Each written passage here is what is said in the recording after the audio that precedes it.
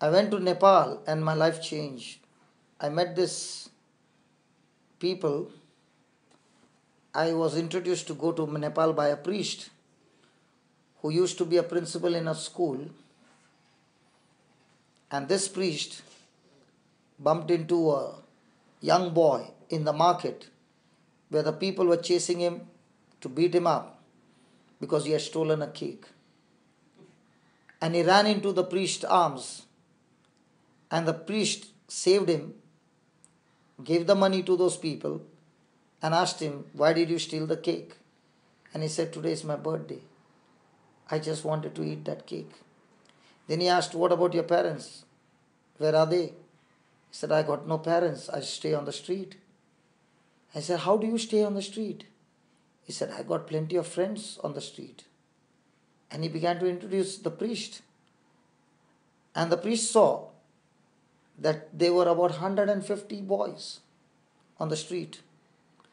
The youngest from the age of 7 to the eldest to the age of 16. Sleeping on the road and nobody. And this priest made a decision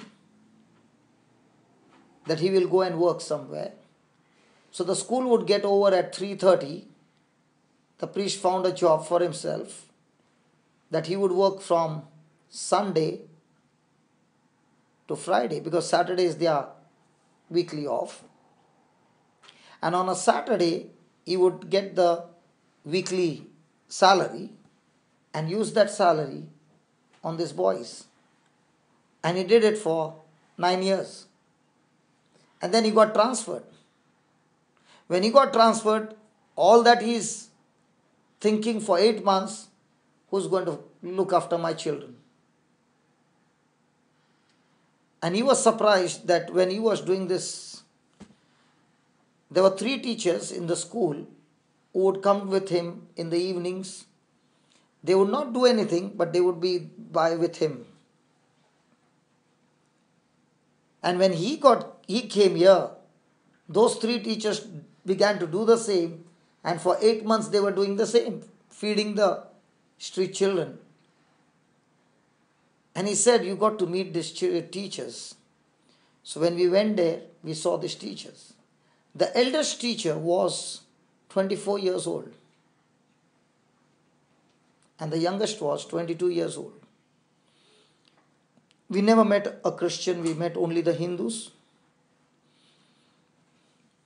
And what we saw is they were teachers who finished their school and then they would go to the government school, take 3 classrooms, gather the slum children from different schools, get them into the classroom and teach them for 1.5 hours for months together.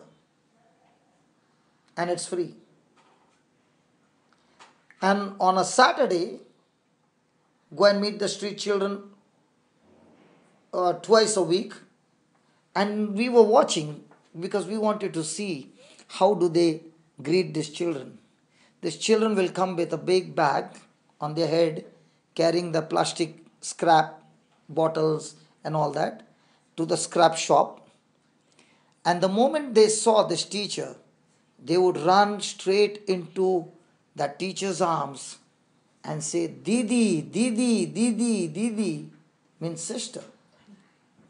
And we were amazed that these children were so dirty. And they would just grab her tight and say, "Didi." And this sister, when I saw her, I said, looking at her, at you, I can guarantee you, if you come to India, you'll surely get a chance in Bollywood. She's so extremely beautiful. Pink, pink, pink, Nepali. And I said, "What makes you do this?" And she said, "When I was small, my mama and papa had no money to pay fees. And that's why I was always picked up in school. And to just avoid that, I would tell mom that I'm sick and not go to school. So I know what it means to be without money, no money to pay fees. I know in my life I have not worn my own clothes. I have always worn somebody else's clothes. Then one day I decided I'll study hard, become a teacher, and start my school. And when I start my school, I will have only slum children in my school. And I want to serve them because I want to solve their problem. And I said, what about your marriage? I've got two options. If the person who's getting married is interested in this, he gets married to me. If not, I remain single. But I want to do this. So I said, how much do you love this? She said, I love it very much. So I said, if I tell you, are you willing to do it full time? She said, today I'll go and resign my job. I said, I'm with you. She resigned her job and she's working full time. And by the time we left, did not preach a single word of Jesus. She said, Father told me that you got a CD. Can you give me the CD? I want to translate it in Nepali. When I and Alred were looking at their body language with the street children and slum children, we said, Lord, we don't have Jesus the way they have Jesus.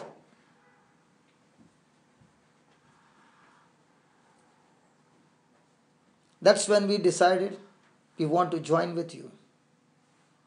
And that's where God also saw that girl's heart.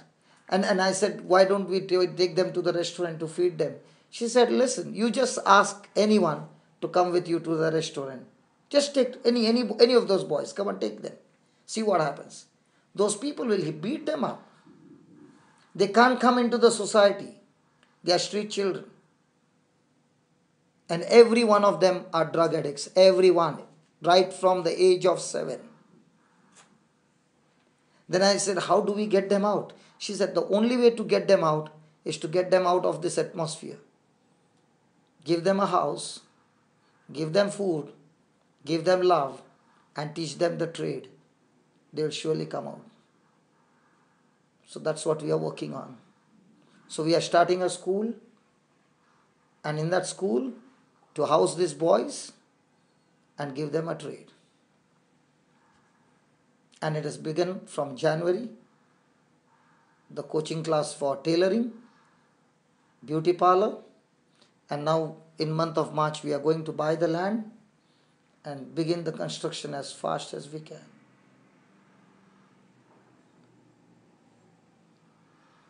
When we walked into Nepal, we did not even know that God had called us for that. We did not even know that God would give us the money. I always begin to see what Jesus said. He said, if you are faithful in small things, God will give you big things.